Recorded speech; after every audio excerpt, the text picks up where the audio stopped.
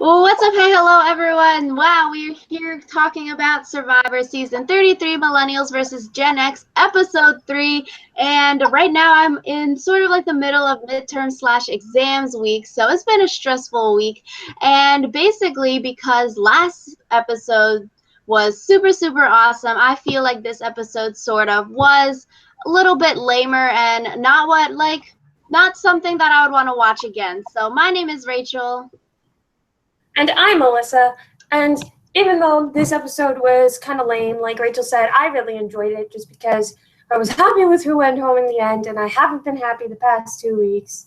So, Yeah, I mean, I feel like this episode, even in Fantasy Survivor, me, Corey, and Ozair all guessed we put Paul at the bottom of our power rankings as 18 out of 18. And so, I feel like this episode really was just building the tribe dynamics that'll be good for the future. So it wasn't really something super awesome that happened.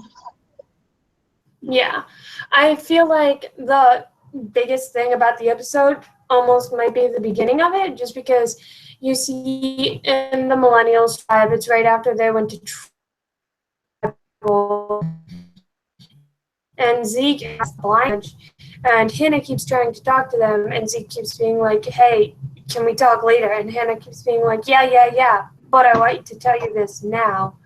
And yeah, they kind of have a really big argument. Yeah, I sort of thought the fight was unnecessary, but I understand Zeke and Adam were hurt by Hannah, and then Hannah's just sort of being real, up in their business. I don't think it was unnecessary, just because sometimes you do need your space from people, and I feel like it was better for Zeke to be like, hey, I need my space right now, than to try to talk with Hannah and end up getting even more angry, just because there are some things that you need time to process before you can talk about them like a mature adult, which is probably what Zeke was waiting for, just because Zeke is the old end of the millennials, so he probably realizes when he's needing some space and such. Yeah, I feel like Hannah says she voted the way she did because it was the best for her game.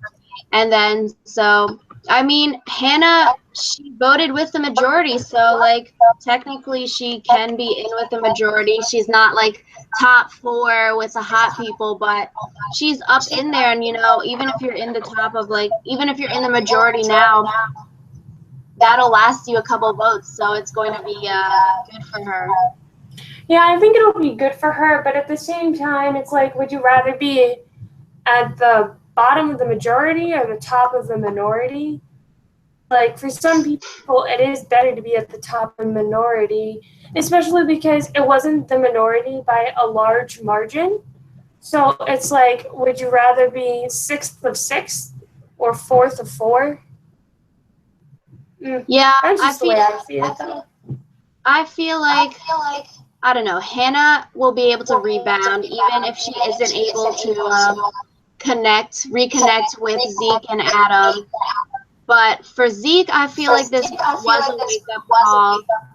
He realizes that he isn't at the top of the world, he's not at the top of his Outcast Alliance, and then he realizes that he wants to work with Jay, which I think was really interesting because I feel like Zeke will want to get in with the majority alliance because that's what thinks will make him go further. But then I think Adam will want to, he seems like the kind of guy that'll want people to flop from the majority to the minority to vote out someone like Figgy. Yeah. And I feel like part of it is when you're in the minority alliance, you kind of need to be willing to agree with other people in the minority alliance, just because it ends up not being much of an alliance at all. So I feel like that difference in ideology might end up screwing them over if they go to tribal council anytime soon. But yeah, I feel like Zeke is in a good spot. Adam, if Millennials go to tribal next time, I feel like he and Figgy are going to be in the hot seat. But I mean, we saw at the end of this like sequence, Adam does get a confessional saying that he wants to work his way to the top again. So, you know, it could be premonition. Yeah. But so a lot of this episode was spent focusing more on Gen X, just because Gen X was the tribe that eventually went to tribal council. And I feel like this entire episode was pretty much building up to Paul being voted off, because it showed like Paul, what Ken kept saying about Paul was that he kept making promises and then not going through with them. So like the really important thing was Paul was like, oh yeah, I'm going to go fishing and bring back tons of fish. And then as soon as he got out there, he was like, the current is strong for me. I can't get any fish. Yeah, I mean, we see the Ken fishing, or Paul fishing, and then he comes back empty-handed. And then, I don't know, this whole sequence was sort of annoying. Paul is just being a blabbermouth, being like, you know, I can fish, and I'm going to provide for the tribe and do all this. And it's like, this is sort of obvious leading to Paul's blind side, even though we sort of could predict it before the episode based on last week. Sort of, I felt like it was building up to this week. And I mean, Ken gets a confessional here, and like, oh my God, Ken's eyes and like just his voice, he is such a god. He is like a fake human being. And I mean, Ken's like edit so far, I don't know. I feel like Ken is going really far. Potential winner edit.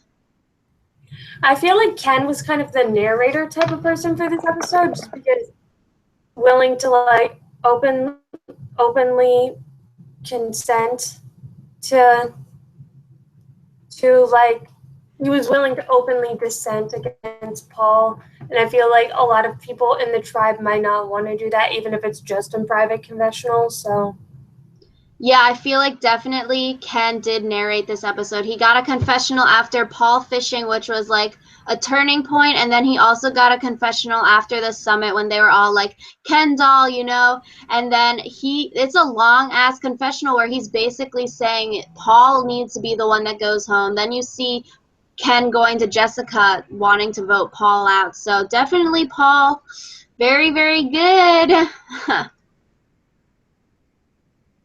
Ken kept using about leading people into battle was a little bit interesting, because the object of Survivor is not to like death, it's to survive. So I feel like the whole notion of like going into battle against someone might be a little bit misguided. Yeah, so I mean, another part of the episode I was sort of like, you know, this isn't really that interesting, was the summit. I really wanted a tribe like swap into 3 tribes, 6, and then like 3 millennials, 3 Gen X to make the final tribe of 6. But alas, we get this lame ass summit that really the viewers don't really get much out of. I feel like we don't know any more about the inner workings of these alliances than we did before the summit. It's kind of like when you've been like watching a TV show religiously, and every week they insist upon having the previously on Survivor or whatever.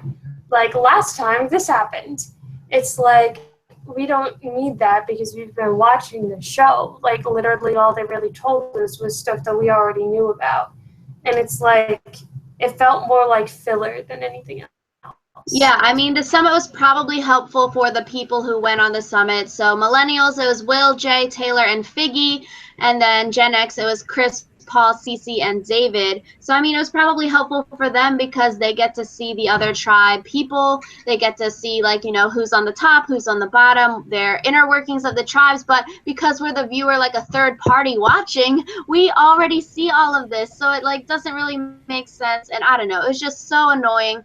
Figgy was screaming all the time. It could have been a lot more, like, tense and dramatic, I feel like, just because Jeff's been pretty much egging them on, like, pit the two like ideas against each other, and it's like if he had asked some more like high pressure questions before they went into the summit or something, it could have been a lot more hostile, I feel like, which would have been interesting to watch at least. Yeah, there was like nothing up for grabs at the summit. It was basically just a lunch of 8 people hanging out and talking because there was no point. there's nothing you could win at the summit. There's nothing you could lose at the summit. So you could basically say whatever, do whatever, most of it, or like not make the most of this summit. And I mean, I don't know.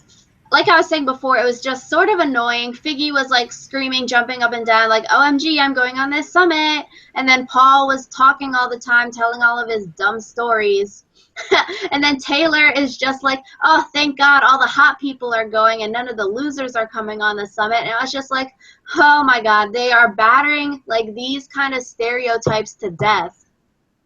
Yeah, I just feel like this season is so much stereotype, and it's like, it's not fun to watch because you watch Survivor for people, not for stereotypes of people. Yeah, and I mean, I thought this was a PG kind of rated show for families, but then with the Ken doll thing after the summit, the Ken says the word penis. Yeah. Man, CBS, I do not know what's happening. That is an inappropriate word. But yeah, I mean, I guess one of the big things out of the summit was David being somewhat like crazy, I guess. He's basically saying to Taylor he like trusts Taylor and he wants to work with Taylor if he gets a chance to. Then he's like, I will vote out all of my Gen X people if I feel get like the it was just opportunity. kind of too extreme because like, well, extreme for David to be like, yeah, I'll totally vote out one of the other Gen Xers, because it's like, it does change and he ends up being in the majority on Gen X. He doesn't want to like Mr. Taylor that he can't keep. Yeah, and like honestly, like David and Ken would be a solid alliance. I don't like David needs to stick with that, and I don't know, things can change, but just saying that like 10 days in or whatever, it doesn't really make sense. Yeah, but I feel like David almost saw it as his only chance to get that sort of thing in, and it's like, I guess given the chance of not going at all might be the better choice, because it at least like starts something, and it's easier to rein something in than it is to like at least in Survivor. Yeah, so after the summit, we see some more millennial tribe dynamics. Taylor and Figgy are being all lovey-dovey, buddy-buddy, and they're basically like, yo, we're going to visit each other in their hometowns after the show, and I'm like, SMH. Like, Survivor, like, fosters this sense of false closeness just because you're, like, together and put into these really weird, really extreme conditions, and, like, that can make people feel like they have stronger bonds than they actually do. So, yeah, I don't know, like, in college, like, I'm like, yo, you're gonna come visit me at home, but it's like we're not playing a game that you're supposed to be cutthroat.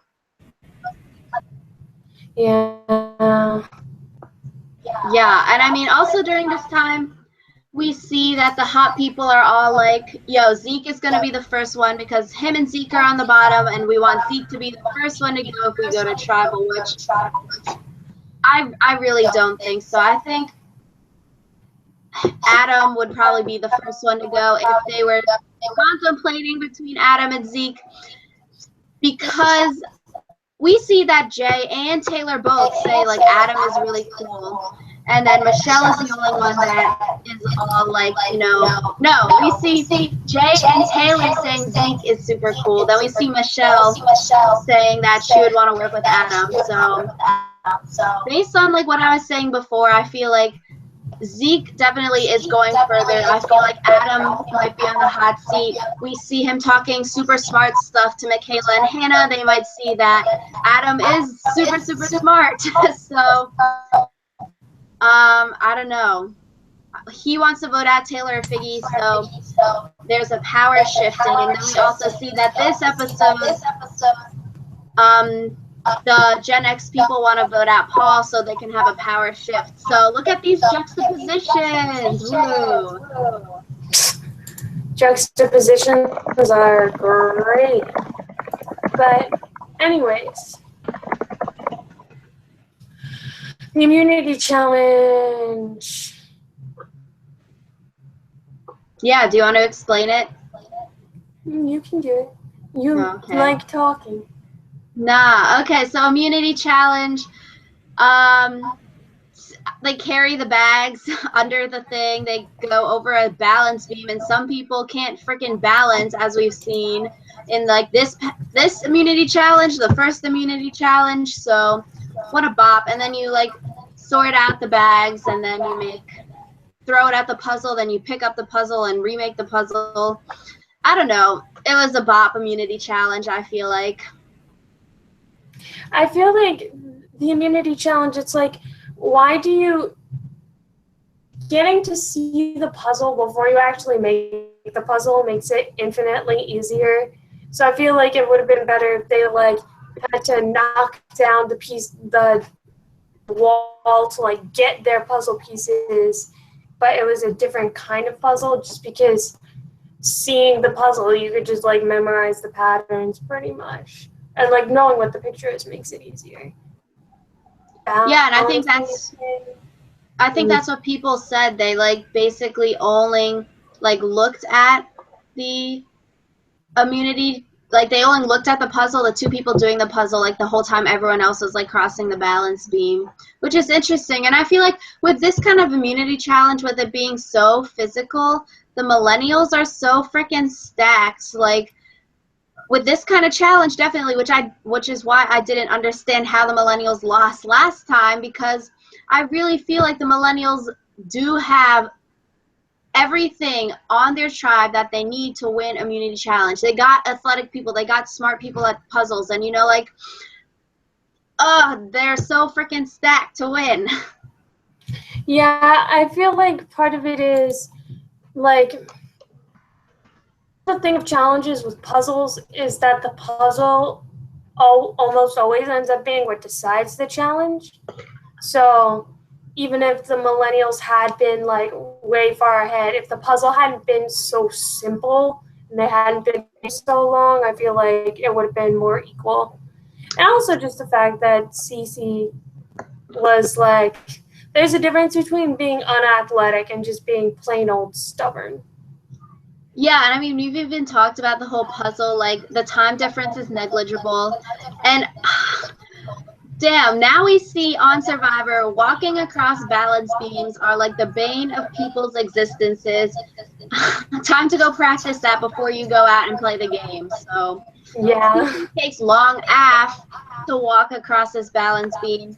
And I think it was really cute. Jay, in like one of his confessionals on YouTube, he was all like, it's the battle of the pretty boys for the sandbag throwing, because it was him versus Ken.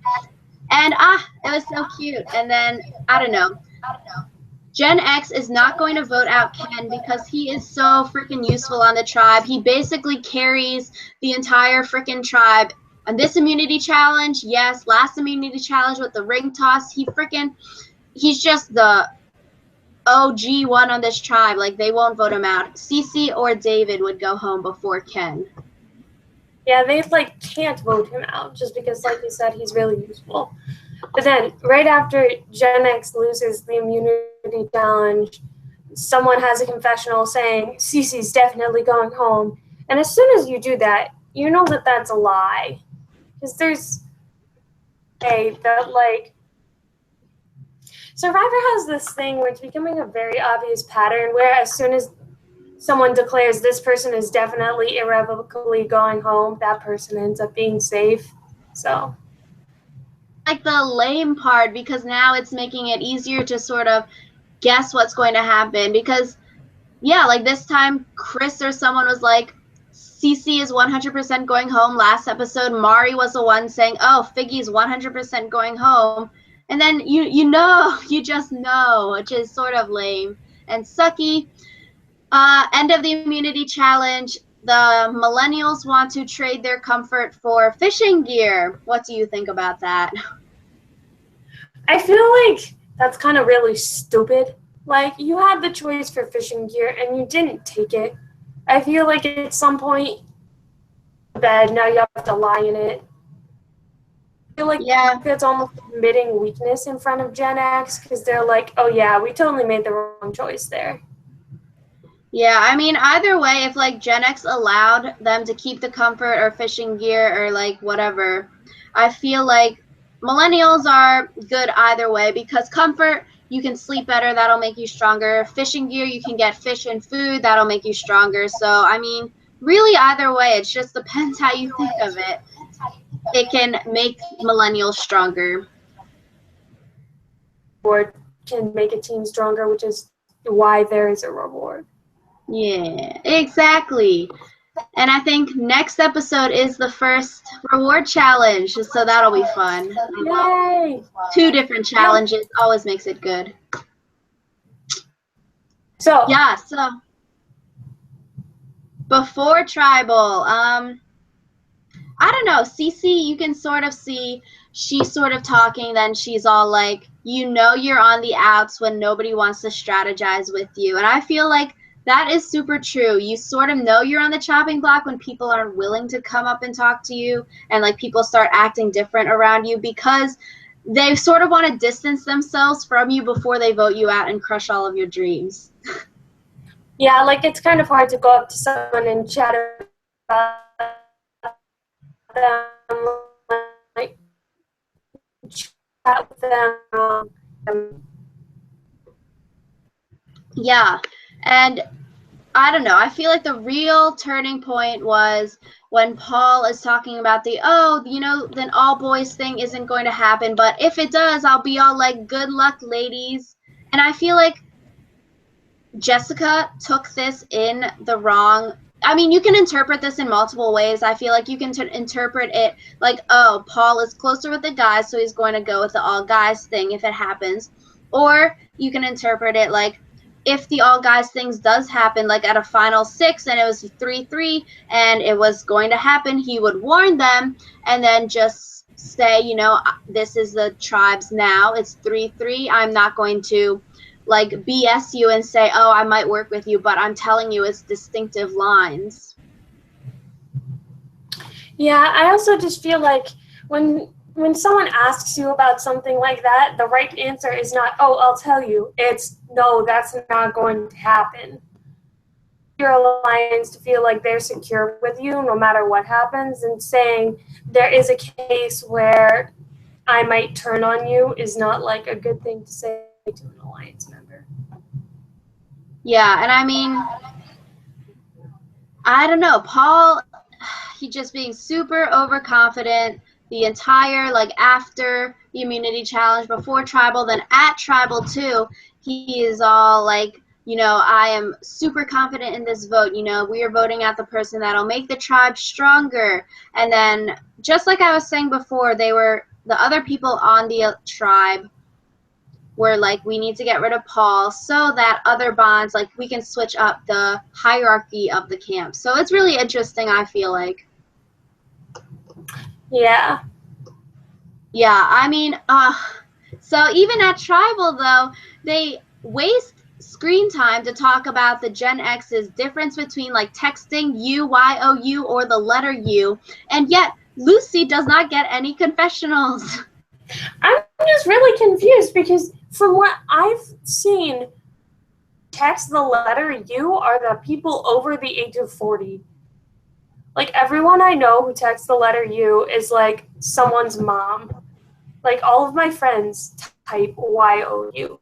So I'm just kind of confused by that and that stereotype.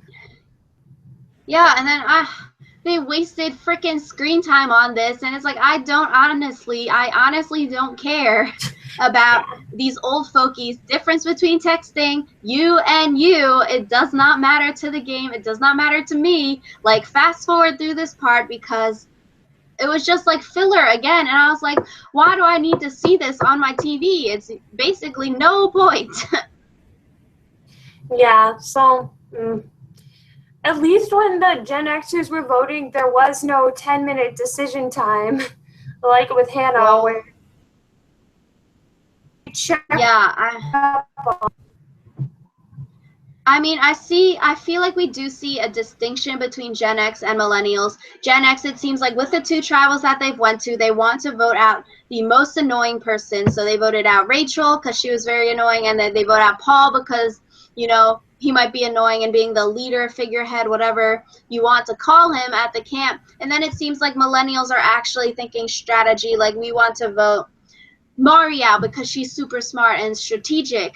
And I don't know, I feel like good move for David, Ken, and Cece, obviously, because Cece stays. I think bad move for the females because they just sort of sever ties with Chris and Brett. And, like, I don't know. I don't think it'll be a good move for them in the future. Yeah. So I think it's going to be interesting to see how everything plays out next week because I have a feeling that once again Gen X will be coming to Tribal. Yeah, Thoughts on that? I feel like Gen X is going. In the preview, we see Lucy is becoming a tyrant, which, she finally gets some screen time, which could mean some multiple things. Either she's going to quit the game, or she is going to become like a crazy tyrant, and they wanted to keep her on the DL before she, like, becomes a crazy on the show. Yeah, it's kind of like that would make it more dramatic. Yeah, so I mean, I feel like because they show Cece in the next, like, preview, even though I'm not really big on following Edgic, like I do not follow Edgic or whatever, so basically, I don't know. I feel like Lucy isn't going home because of that, and so I feel like if Gen X loses, Cece could potentially go home on the game. You know, it's been her third tribal. She's gotten out of two of them, getting votes at two of them, so it could just be her time to go. David could play an idol, I guess, but for him to be playing idols on other people. And if Millennials lose, I think it'll be either Figgy or Adam on the chopping block. I'm really hoping that Millennials lose and Figgy goes just because I'm kind of done with her. That is true. I'm ready for her to be off of the game also. Yeah. So we'll be podcasting next time. We're going to try to do Friday. There was more extenuating circumstances, which is why we're podcasting on Saturday again. But we're going to be trying to do Friday next week. So please tune in. Give us your thoughts about this past episode in the comments below. Thank you so much for liking, commenting, and subscribing. We are really happy to be Survivor. Yeah, thank you so much. We'll see you guys next week. Bye.